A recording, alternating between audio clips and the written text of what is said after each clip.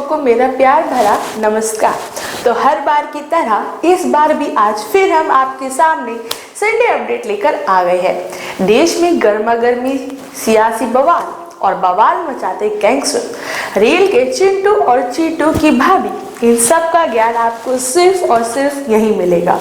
शुरू करने से पहले आप सभी प्यारे दर्शकों को बहुत बहुत धन्यवाद जो आप लोग इतना प्यार दे रहे हैं। तो चलिए शुरू करते हैं आज का मजेदार, मसालेदार और गर्मा गर्म संडे अपडेट। तो चलिए शुरू करते हैं दोस्तों, हफ्ते की शुरुआत हिंदू मुस्लिम और हिंदू मुस्लिम से। भाईजान तुम हम एक ही प्लेट में खाएंगे। क्या बात है, क्या बात है, क्या बात है, क्या बात है। लगता है देश में सिर्फ हिंदू मुस्लिम ही चल रहे हैं, अब फोक चलना बंद हो गया है। अरे साला, इतना अलगे फ्रॉड चल रहा है। फ्रॉड? कोई सा फ्रॉड भैया? हफ्ते का पहला दिन उत्तर प्रदेश में हिंदू मुस्लिम फसाद हो गया, जबकि देखा जाए कि यहाँ तो हिंदुओं का कोई लेना देना भी नहीं था, फिर भी बीच में घसीट लिया गया।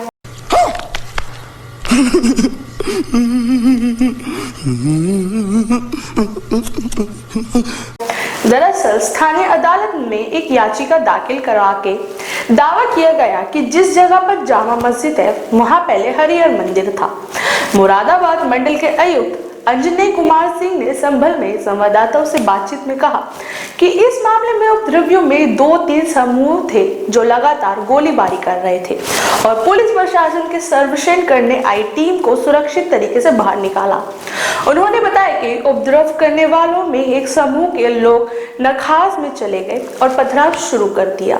सिंह ने कहा कि पुलिस प्रशासन ने इन सभी को खदेड़ दिया। सिंह ने बताया कि इस हिंसा में 20 से 25 वर्षीय के बीच की उम्र के 3 लोगों की मृत्यु हुई है। देखते ही देखते कब इस दंगे ने हिंदू मुस्लिम का रूप ले लिया पता ही नहीं चला। इस दंगे में एसपी साहब की एक वीडियो भी वायरल हुई।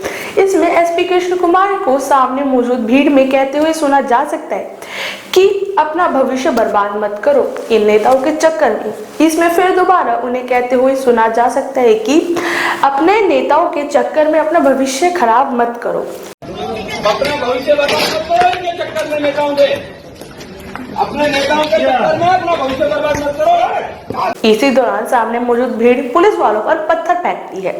नेताओं का काम होता है लोगों को लड़वाना ताकि फिर वो उन पर अपना राज कर सके। ये प्रॉब्लम्स कभी भी सॉल्व नहीं करनी चाहिए, बल्कि इनका इशू बनाकर राजनीति खेलनी चाहिए।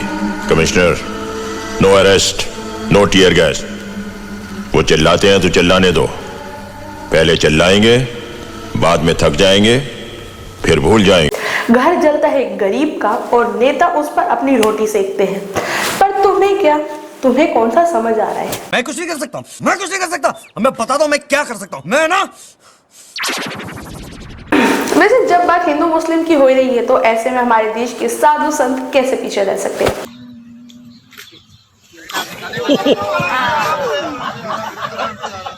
भाई, हमेशा अपने बयानों के चलते विवादों में रहने वाले बागेश्वर धाम के धीरेन्द्र कृष्ण शास्त्री भी इस हफ्ते खूब चर्चा में रहे। हेलो हेलो हेलो, कान में लगाओ, आवाज आ रही। हेलो, अरे बोलो, एक बार बोलो हेलो। हेलो, फिर से लगाओ कान। अरे अरे आवाज, हेलो। वो भी अपनी हिंदू एकता रैली के चलते। मध्य प्रदेश के छतरपुर से निकली हिंदू एकता पद यात्रा उत्तर प्रदेश तक पहुंच गई थी। ये यात्रा लगभग 10 दिन तक चली, जिसमें धीरेन्द्र कृष्ण शास्त्री देश के हिंदुओं को एक करने की बात कर रहे हैं। वैसे ये सबसे जरूरी भी काम था, क्योंकि शुरू से ही हिंदू की काट करता रहता है, जिसकी वजह से देश में कभी अंग्रेजों तो कभी मुगलों ने राज किया है। ठीक है, समझ गया। खैर, धीरेन्द्र कृष्ण शास्त्री की इस यात्रा में रोज हजारों लोगों ने हिस्सा लिया और अपना समर्थन दिया। धीरेन्द्र कृष्ण शास्त्री के द्वारा निकाली जा रही सनातन हिंदू एकता पद यात्रा में कई नामी लोग भी शामिल हुए। प्रसिद्ध फिल्म अभिनेता संजय दत्त भी इस यात्रा में शामिल हुए। तो दूसरी ओर देश के सबसे शक्तिशाली व्यक्ति द ग्रेट खलीफा शास्त्री के साथ कदम मिलाते दिखे। शास्त्री आप कर तो तो बहुत बढ़िया काम रहे हो, परंतु क्या ये हिंदू अपनी गहरी नींद से जाग पाएंगे? क्योंकि आपसे पहले भी बहुत से लोगों ने प्रयास किया था, परंतु नील बटा सन्नाटा ही रहता है हिंदुओं के कानों में। जागो हिंदू जागो, कब तक सोते रहोगे? जागो हिंदू, हिंदू जागो, हिंदू जागो, जागो हिंदू जागो, जागो हिंदू। हद हो गई यार, जागो, ले जाग कर बताओ क्या करना क्या है जाग कर। अच्छा, जो लोग गूगल देवता पर आंखें बंद कर विश्वास करते हैं, अगली खबर उनके लिए है ताकि उनकी आंखें खुल जाए। इस हफ्ते की 30वें दिन की ऐसी खबर सामने आई है जिसने सबको चौंका दिया, बल्कि ये खबर देखने के बाद तो कई लोगों ने अपने मोबाइल से गूगल तक ही हटा दिया।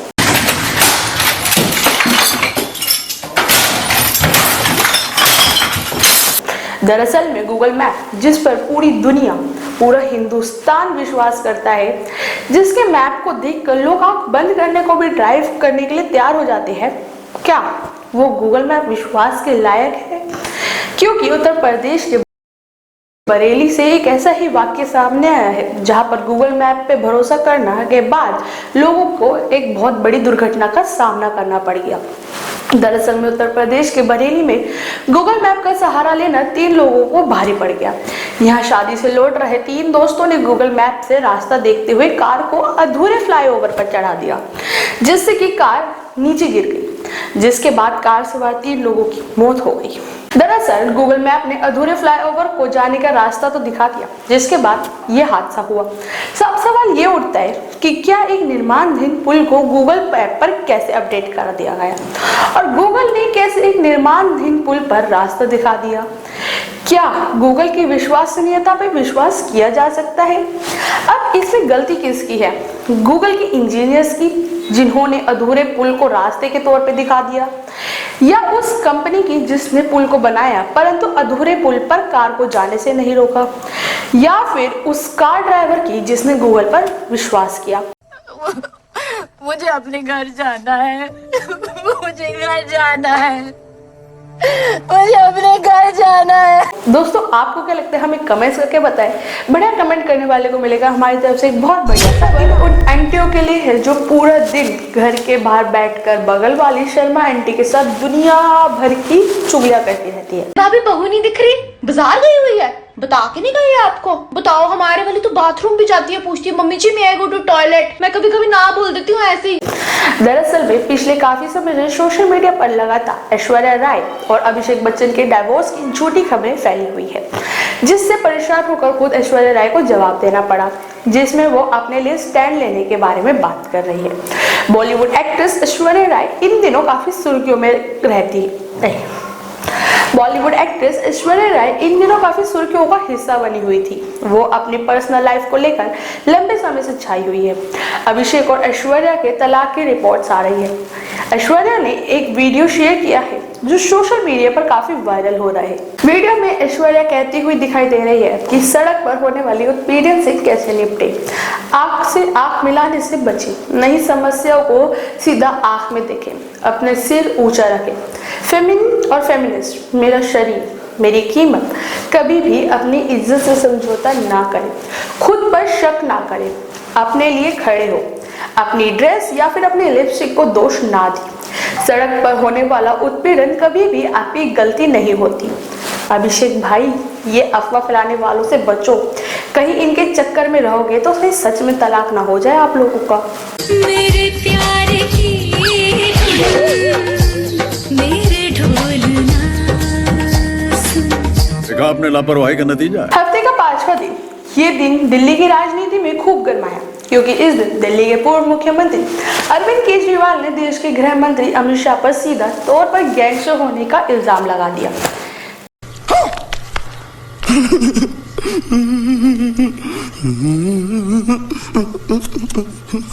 है क्या? कहीं खांसी की दवाई ज्यादा पी ली होगी केजरीवाल ने? और नहीं, ऐसा नहीं है। केजरीवाल साहब ने कहा कि दिल्ली में जितने भी अपराध बढ़ रहे हैं उन सब की जिम्मेदार अमित शाह है, क्योंकि दिल्ली पुलिस अमित शाह के अंडर आती है, तो केजरीवाल की कोई जिम्मेदारी नहीं है। चलो, केजरीवाल जी मान लिया कि दिल्ली पुलिस आपके अंडर नहीं आती, तो फिर क्या आपकी कोई जिम्मेदारी खत्म? अब की पार्टी के मुख्यमंत्री आतिशी मरलीना की कोई जिम्मेदारी नहीं है। मतलब दिल्ली में किसी के साथ भी कोई भी आपराधिक घटना हो जाए तो वो सीधा अमित शाह के पास चला जाएगा। अच्छा तो ये बताओ, ये सारे गैंगस्टर दिल्ली में कहाँ से आते हैं? क्यों पंजाब में सबसे ज्यादा गैंग है? क्यों पंजाब सिंगर्स पंजाब छोड़कर भाग रहे हैं? सिद्धू मूसेवाले की हत्या भी जब हुई थी तब किसकी सरकार थी? किसने सिद्धू मूसेवाले की सरकार वापस ली थी? ड्रग्स सबसे ज्यादा कहां पर सप्लाई होते हैं?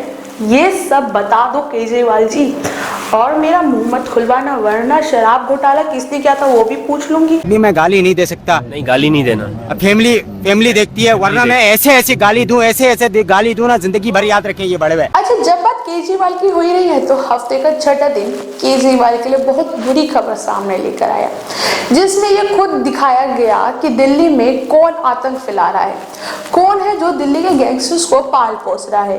बीजेपी ने दिल्ली के आम आदमी पार्टी के विधायक नरेश बालियान पर गंभीर आरोप लगाया है, जिसमें बीजेपी ने आप विधायक नरेश बालियान का ऑडियो क्लिप जारी किया है, जिसमें नरेश बालियान पर वसूली का आरोप लगाया गया है। बीजेपी का कहना है कि नरेश बालियान का गैंगस्टर से संबंध है और वो वसूली गैंग चलाते हैं। बीजेपी ने हवाला के जरिए पैसे की लेन देन का भी आरोप लगाया है। बीजेपी ने नरेश बालियान पर कार्रवाई की भी मांग की है।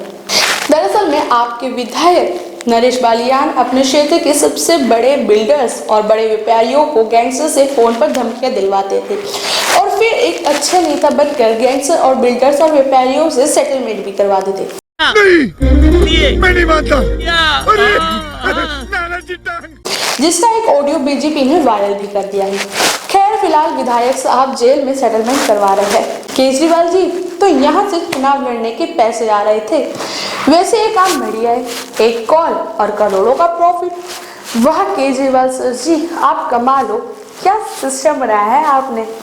माँ खराब हो जाएगा, मैं माँ अम्मा बहन पे आ जाऊंगा, मैं इनकी अम्मा बहन पे आ जाऊंगा। दोस्तों ये था आज का संडे अपडेट। आपको कैसा लगा हमें कमेंट्स करके जरूर बताइएगा। हम अपने इस प्रोग्राम को और कैसे बेहतर बना सकते हैं वो भी बताना बिल्कुल ना भूलिएगा। अगर आप भी हमारे इस प्रोग्राम का हिस्सा बनना चाहते हैं तो बढ़िया बढ़िया मीम्स और भेजे, जिसके मीम सबसे ज्यादा बढ़िया होंगे उसको मिलेगा हमारी तरफ से एक बहुत अच्छा सा इनाम। और अगर आप अपनी किसी खबर को हमारे संडे अपडेट का हिस्सा बनाना चाहते हैं तो उसकी वीडियो आप हमें हमारे व्हाट्सएप नंबर 9810261517 पर भेजें, या फिर हमें हमारी ईमेल आईडी info@sachkiraftar.com पर भी भेज सकते हैं। तो बने रहे हमारे साथ। आज के लिए इतना ही, दीजिए इजाजत, धन्यवाद।